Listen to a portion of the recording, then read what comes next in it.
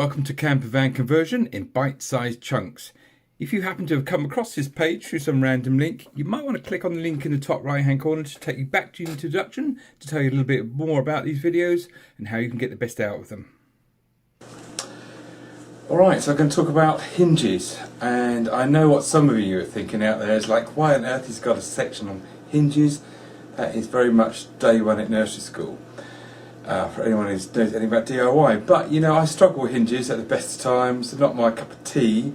What I found in the van, and I can hang doors, that sort of thing, but what I found in the van, because everything's sort of smaller and tighter fitting and closer tolerance, I struggled, and the gap wouldn't be right, and the door would have a little bit of a lean on it and that sort of thing. So I discovered this magic bullet, and I'm going to pass it on just in case there is one or two of you out there who, like me, struggle fitting hinges and would do so more so in this environment. You've got to get it right on that chipboard, of course, on that furniture board, because it's expensive stuff and you can't get holes where you don't want them. So, to explain my little trick, let's have a look at a cupboard. So that little cupboard there is the cupboard we have under the fridge, and we have a slide out rubbish bin in there, and we keep shoes underneath the bin. And you can just about see the chrome hinges that are there, fitting well that cupboard door because of my little trick. Now I'm going to take a break out now and we'll just have a look at the type of hinge I use. So I'm using hurling hinges, flush hurling hinges, chrome, and that's because they fold inside each other and you can surface mount them. You don't have to do any rebating inside of the furniture board, and if you can rebate furniture board, then you're a better hinger than me, so that's why I use that type of hinge. So let's go back to the cupboard a minute.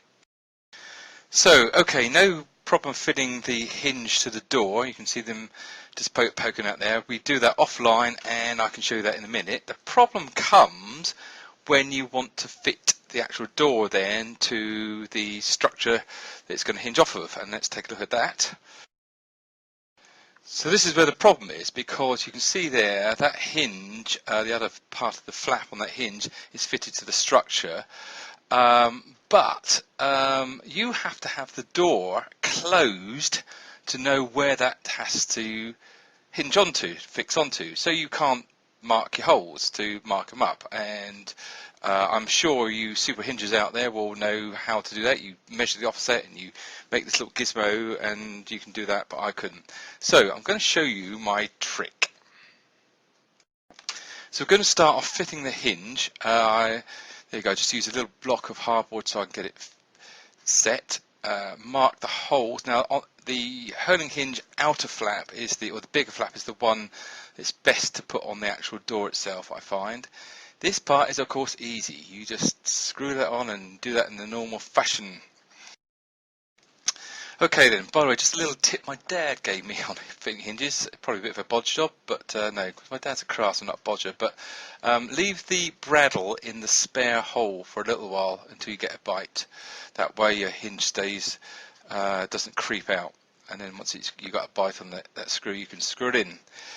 So that's one, and we'll fast forward to the other one. Right, that's done. Right, now comes the trick, and what we're going to do is we're going to use foam sticky pads to effectively stick that door in position. So let's have a play with these sticky pads.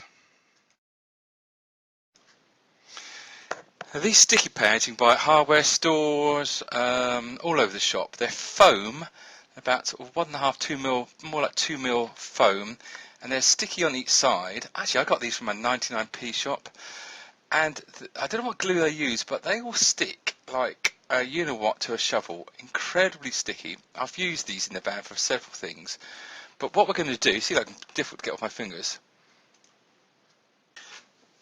What we're going to do is effectively on the smaller flap you can see there, which is the one you've got to screw onto your structure you're hinging against, we're going to put these sticky pads, and that will allow you to fit the door, and you'll see me do it in a minute, just by sticking it on.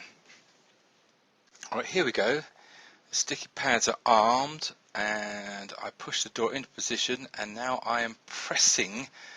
So those sticky pads are pushing hard, yes, right, look into the camera, pushing hard against the structure I want it to stick against. Right, now what do we do?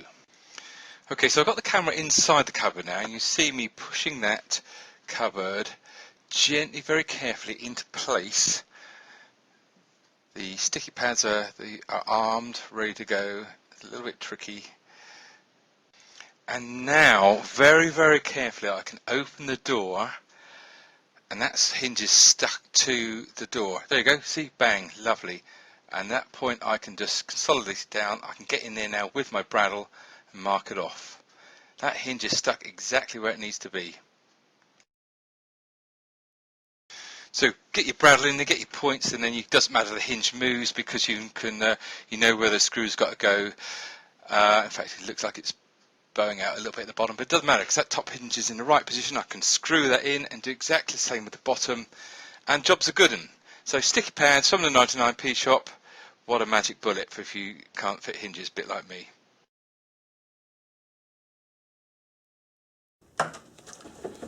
Okay, chapter 17, hinges.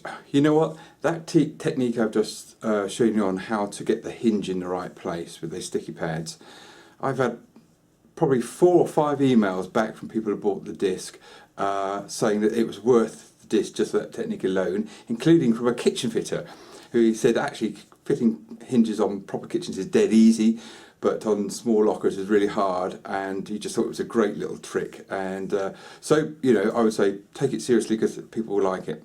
Apart from that, nothing to say about hinges, except for they're a pain.